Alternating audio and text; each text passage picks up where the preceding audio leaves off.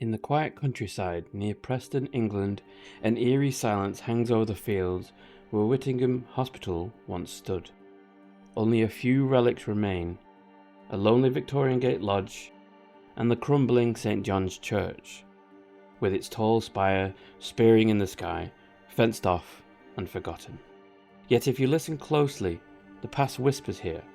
Whittingham Hospital, once the largest psychiatric asylum in Britain, a self-contained world of hope and suffering. Today, new houses and a modern facility stands on its grounds, but many claim that unsettled spirits still wander. What stories are buried beneath these old oaks and empty fields? What lingering echoes of tragedy and mystery make Whittingham's very name send a chill down the spine? We step back in time to uncover the history of the hauntings of Whittingham Hospital, where reality was often as horrifying as any ghost story. Whittingham opened its doors on the 1st of April 1873 as the Whittingham Asylum for Pauper Lunatics, a solution to Lancashire's overcrowded mental hospitals. Designed by architect Henry Littler, it was built from red brick made on site and laid out as a vast complex of interlinked quadrangles. This was more than just a hospital. It was practically a small city. It had its own farms, a bakery, workshops and a brewery, and even a private railway line that connected to the local station of Grimsmore. 90,000 gallons of water were pumped daily from a nearby reservoir to serve its needs. By 1875, the asylum's first section, later called St. Luke's Division, was completed with an Anglican chapel, a Catholic chapel, recreation hall, and sprawling wards radiating of endless corridors. Initially built for around 1,000 patients, Whittingham soon grew over capacity. By 1939, it housed a staggering 3,533 patients, cared for by 548 staff. At the time, it was the largest mental hospital in Britain, and one of the largest in all of Europe. Life at Whittingham was a world unto itself. Patients, called inmates in those days, worked on the asylum's farm and grounds as part of their therapy, and the community was meant to be self-sufficient at best. The hospital even boasted a ballroom and an orchestra of its own, providing music and dances for patients and staff. One can imagine the strains of a waltz once echoing through the grand halls, striking contrast to a grim reality of the asylum's actual purpose. During World War I, Whittingham's West Wing was converted into a military hospital for wounded soldiers. Many young men who survived the trenches only to succumb to their injuries at Whittingham were buried in its cemetery on site. The asylum again took in wartime casualties during World War II, including evacuees from Dunkirk. By mid-century, Whittingham Hospital was a giant village of the sick and the caretakers, struggling under the weight of overcrowding and limited understanding of mental illness. Yet, even as the hospital expanded, so did the whispers of something not quite right. Staff often spoke of certain corridors where they never felt alone, and patients would mention strange visitors who only they could see. Of course, in a mental asylum, such claims were easily dismissed. But, as we shall see, some of Whittingham's eeriest tales would come not from the imaginations of the mentally ill, but from the real events and the credible witnesses in the years that follow. Whittingham's history is marked by numerous tragedies, some the unfortunate accidents of overcrowded institutions, others the result of very human cruelty. One of the darkest days came in 1948, when a disastrous fire broke out in one of the hospital buildings. The blaze raced through the ward, trapping staff and vulnerable patients, and by the time it was doused, several buildings lay in charred ruins and 8 patients were dead. This terrible incident exposed unsafe conditions and shoddy infrastructure.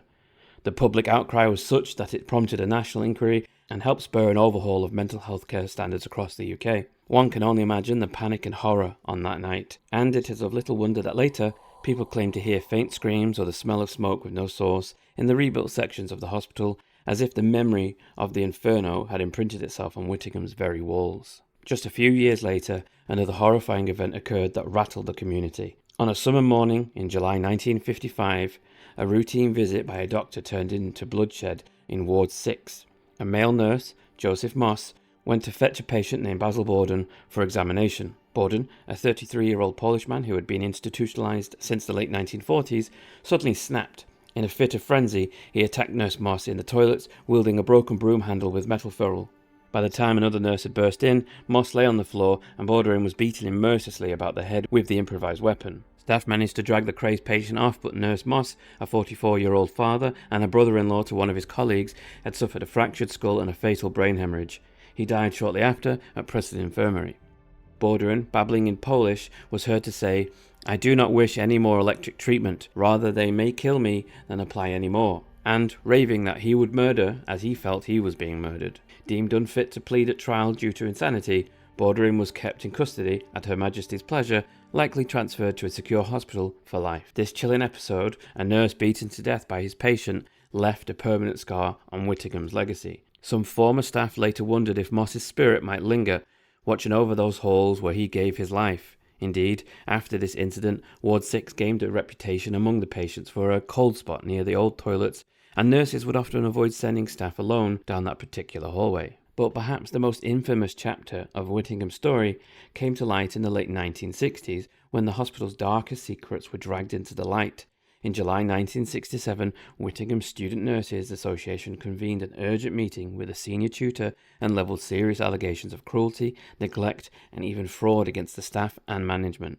Rather than address these charges, the head male nurse at the time reacted with hostility. He called a meeting of all student nurses and threatened them with libel and slander lawsuits if they spoke up. The intimidation worked for a while. Complaints were hushed. But whispers continued, and in 1968 the hospital's management committee finally bowed to pressure and launched a formal inquiry into Whittingham Hospital. What emerged was nothing short of horrifying. The inquiry report documented systemic abuse of patients, dividing the findings into categories like care of patients and organisation of services. Witnesses, many of them brave student nurses who refused to be silenced, described patients left unattended for hours or days, elderly residents left filthy and untreated, and some wards overrun by vermin. In one allegation, patients were fed little more than bread and jam or a revolting mix of food slops instead of proper meals. Worse, there were accounts of active cruelty, nurses dragging patients around by their hair, locking others in cupboards or outside in the cold for punishment. On Ward 3, her male ward, staff had a torture-like practice known as the wet towel treatment, twisting a cold wet towel tightly around a patient's neck until they passed out. Some patients were even set on fire. On Ward S2, 2 staff members were accused of pouring methylated spirits on a patient's feet and another's clothing and setting them alight for their own amusement. Amazingly, one such incident did not kill the patient, but it certainly could have. There was also widespread theft and embezzlement. Money meant for patients' welfare simply vanished, and petty theft of patient belongings by staff was very common. These revelations, when made public in 1969 and 70, shocked Britain. Whittingham went from being a proud institution to a symbol of the worst horrors of the old asylum system. The immediate outcome saw the head male nurse and the matron forced into early retirement. Several of the worst offenders were prosecuted, 2 male nurses were convicted of theft, and another nurse, who had brutally assaulted an elderly patient leading to the patient's death, was jailed for manslaughter. 2 others were charged, but later acquitted. The Whittingham scandal contributed to a national push for mental health reform. It coincided with exposés of other institutions and fed into the momentum for care in the community, the policy that by the 1980s would begin shuttering the old asylums for good. For Whittingham Hospital, the damage was irreparable. Although dedicated staff continued to care for the remaining patients, the place never fully shook off the stain of the scandal. Former nurse Lawrence Butterfield, who worked there in the 1980s, recalled that even then the inquiry was still hanging over us, and I don't think the trust with the local community was ever regained. The great asylum's days were numbered. New psychiatric drugs and approaches in the 1970s and 80s meant many long-term patients could be moved out to smaller units or group homes. Whittingham gradually emptied and finally closed its doors in 1995 after 122 years. Closure was not the end of Whittingham's story, and for some it was only the beginning of a new, shadowy chapter. The vast complex was abandoned to the elements, left to rot. Brick by brick, window by window, the proud Victorian hospital began to crumble, nature reclaiming its dominion. Weeds cracked through the foundations, entire wards were draped in ivy and silence. The site, rebranded as Guild Park, stood largely derelict for years, a magnet for urban explorers, local teens, and anyone drawn to the morbid romance of an abandoned asylum. By the mid-2000s, Whittingham's remaining halls were a popular, if illegal, destination for adventurers who tiptoed through collapsing corridors in search of ghosts. And they were rarely disappointed. Reports of paranormal encounters at the empty hospital began to circulate widely. After all, could a place that had seen so much pain and death not have a few ghosts? Many former staff members have their own eerie tales from when the hospital was still active. Whittingham is known for being a rather spooky place even during the day, Butterfield said during an interview. Working the graveyard shift, he usually felt fine, yet 2 experiences stuck with him. One quiet night around 3 a.m, Butterfield was chatting with a fellow nurse when she suddenly fell silent, her face changing. She later confessed she had seen a shape, like a monkey, perched on his shoulder for a second.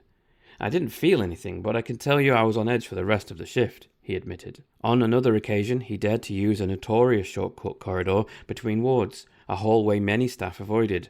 Rumour had it a nurse once walked that way and the lights mysteriously went off halfway, leaving her in complete darkness. Butterfield walked the dim passage alone, past rows of disused wards filled with old wrought iron beds, and felt distinctly that someone was watching him from those empty rooms. He made it through, but at a very brisk pace. Such stories whispered among nurses during late shifts only added to Whittingham's haunted reputation. Even before the asylum was demolished, shadowy apparitions were reported. Nurses spoke of figures gliding at the end of corridors and phantom footsteps echoing in the empty wards. One nurse recalled seeing what looked like an old woman in a nightgown standing in a hall, but when she approached, the figure faded away. Patients too would sometimes ask about the other woman in the ward, even though there had been no visitors there in a while. In the hospital's final years, the remaining staff could swap a catalogue of ghost sightings. It was as if, once the patient's population dwindled, other occupants stepped in to fill that void. After abandonment, the paranormal legends truly took off. Among the most chilling tales is the story of the moving gravestone.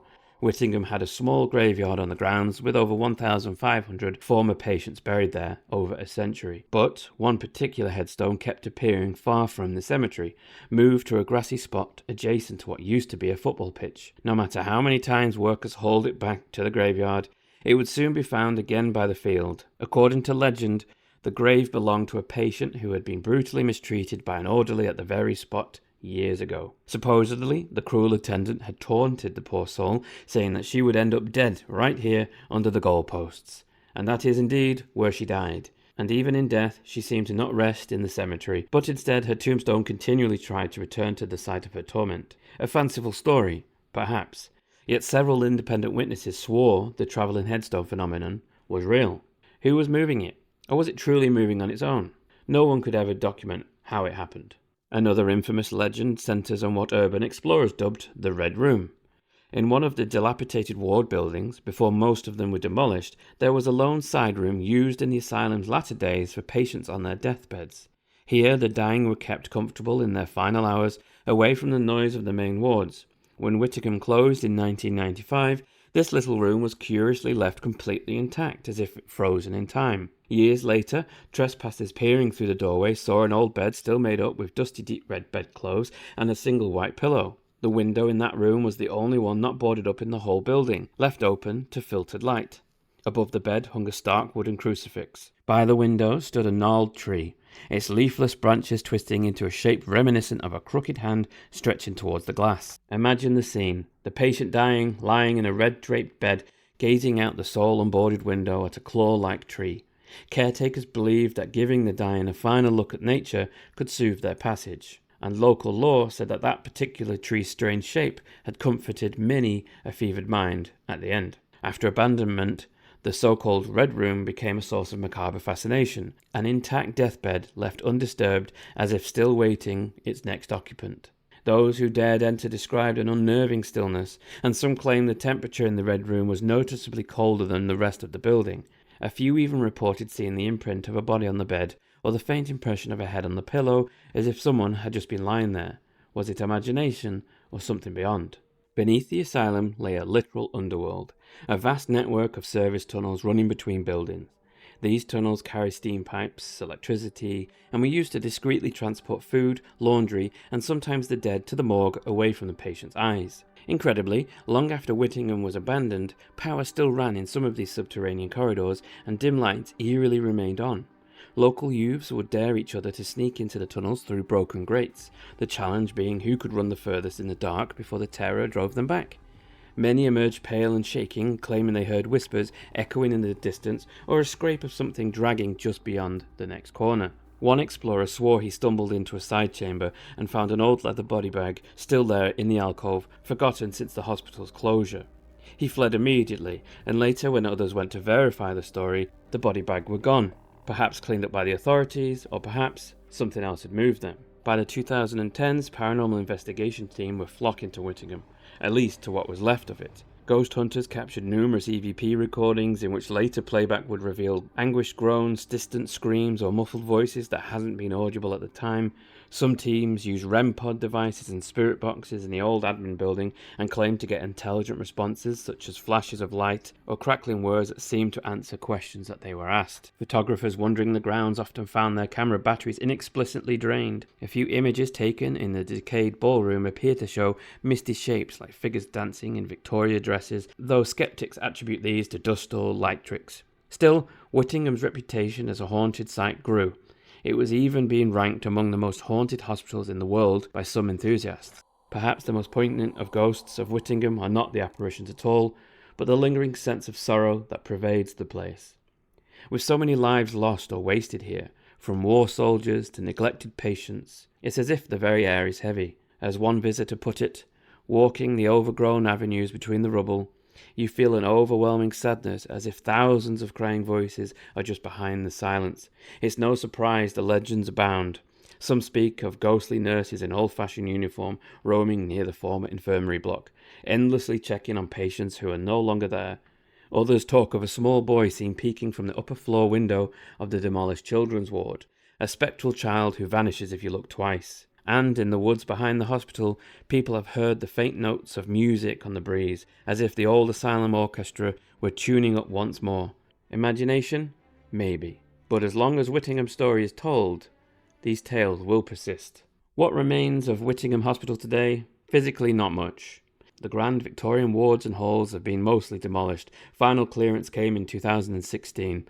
A plan was approved to build 650 new homes on the site and convert any salvageable historic buildings into apartments. For years, uncertainty and economic downturn stalled development, leaving the site frozen in time as a crumbling ghost village. But eventually progress resumed. Now a modern housing estate stands where asylum once rose. The children play where patients once wept. It's a profound transformation, yet even the shiny new cul-de-sacs carry names that hint at the past, and it's said some residents have experienced old knocks or cold spots in homes built atop old foundations. One piece of the old hospital that still physically stands, refusing to go quietly, the Church of St. John. This Gothic chapel, built to serve Whittingham's patients and staff, is a Grade 2 listed structure protected by law. Long disused and boarded up since 1995, the church has fallen into disrepair. A forgotten Victorian church now needs urgent restoration. Its bell tower and rose windows still loom over the trees, a solemn monument to the past. Local preservationists have been trying to save it, and as of 2021, the council granted funds for emergency repairs to keep the church standing. For now, it endures, ivy crawling up its stone walls and stained glass windows cracked, silently watching over what was once an asylum community. If ghosts do linger, one imagines they might gather at the church, perhaps finding in death the solace that eluded them in life. Another survivor is the North Lodge, the old gatehouse at the main entrance, now the entrance to Guild Park. This charming little red brick lodge with a fairy tale turret has been repurposed and today greets visitors not to an asylum, but to a residential neighbourhood. The signboard reads Guild Park, a euphemism that neatly sidesteps the site's dark history. Pass through those gates now and you'll see neat lawns, modern buildings and a new hospital in the distance. In fact, mental health care still continues on the fringes of Whittingham's grounds. In 1999, a secure psychiatric unit called Guild Lodge opened on the edge of the old estate. A cluster of low buildings, Guild Lodge provides services for a smaller number of patients, nothing like the 3,500 souls once confined in Whittingham's wards, but a symbolic continuity nonetheless. And, perhaps fittingly, Whittingham's legacy has two sides. On one hand, it was a place of innovation. It pioneered new treatments like the world's first practical EEG machine, built on site in 1950 thanks to doctors Dr. C.S. Parker and Mr. Charles Breckall using war surplus parts. Many dedicated staff over the years truly helped patients and advanced psychiatric care. On the other hand, Whittingham witnessed appalling suffering and cruelty that catalysed reform. The Whittingham Inquiry became a turning point, accelerating the end of the old asylum system in Britain. It's as if Whittingham's bricks absorbed all of that. The care and the abuse, the music and the screams, the lives saved and the lives lost. Is it any wonder that legends say those bricks remember? Even now, locals swap stories of strange occurrences around the site. Dogs refuse to walk near certain patches of the field where wards once stood. A construction worker claimed he saw a figure in a window of a derelict administration block just before it was knocked down.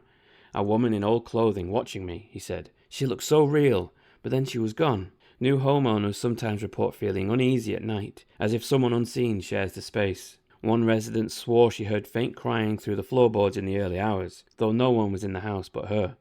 Naturally, such stories are anecdotal, but they ensure the mythos of Whittingham live on. Before we conclude, it's worth noting that this corner of Lancashire has long had a haunted reputation. In fact, from the asylum grounds, one can see in the distance the old Chingle Hall, reputedly one of the most haunted houses in England. Perhaps it is just a coincidence, but as Nurse Butterfield joked, with Chingle Hall in view, I can see why people think the area is haunted. Truly, Whittingham and its surroundings form a tapestry of ghostly lore in the local imagination. Whittingham Hospital may be gone in bricks and mortar, but its story refuses to rest. The tales we've threaded, the moving gravestone, the red room, the nurse's murder, the abuse scandal, and the phantom in the corridor, all these pieces come together to form a chilling mosaic of a place where history and hauntings intertwine. In a way, the ghosts of Whittingham serve as compelling storytellers. They remind us that behind each legend was a real person, a patient who suffered, a nurse who tried to help or harm, a life that ended too soon. The haunted label is as much about acknowledging those traumas as it is about the supernatural. As we stand now at the gated entrance under the shade of oak trees, we might ask, what remains of Whittingham Hospital? Listen closely, perhaps you'll catch the distant echo of a brass band playing in the old ballroom, or the faint trace of a scream on the wind. Perhaps a shadow flits at the corner of your vision near the boarded church door, or maybe it's just your imagination, fueled by the very horrors and heroics that took place here. The truth is, places like Whittingham do not easily let go of their pasts. They leave an imprint, they raise questions that linger like ghosts. How could so much hope and suffering coexist? What lessons were learned at the costs of those lives? In the end, Whittingham Hospital stands as both a monument and a warning. Its ground gave birth to the groundbreaking medical advances, and yet the same ground was the scene of unspeakable cruelty. Its buildings are gone, but stories of mysterious footsteps and unseen presences keep its memory alive. The new chapter being written, of homes and healing, is built literally atop the old. Time will tell if the ghosts are content with that, or if they will remind each new generation of their presence. As you walk away from Whittingham's old gates, you may feel the air lighten, the modern world rushing back. But take one last look over your shoulder at the lonely church, and the spot where the asylum once dominated the landscape. You might find yourself picturing the Victorian corridors bathed in lamplight, or a nurse making her rounds with keys jangling at her waist. You might hear, just for an instant, the distant echo of a whistle as the little train delivers coal to the boiler house, or the faint notes of a piano from the recreation hall, and you wouldn't be alone in that. Whittingham's story endures in his imaginative echoes. Its unquiet spirit lives on in the tales told by those who worked there, lived there, and even those who died there. Tales we will continue to tell, as we have today, so that the past is not forgotten. Whittingham Hospital may have been consigned to history, but some say if you visit on a still autumn evening, you can almost sense the walls that are no longer there. In the silence you might wonder, are the ghosts of Whittingham still home? The answer lies in the enduring stories, both factual and phantasmal, that make Whittingham Hospital a place of eternal fascination and dread. It stands as a reminder that where there was great suffering, something lingers. Whether that something is merely a memory, or perhaps something more, is entirely for you to decide.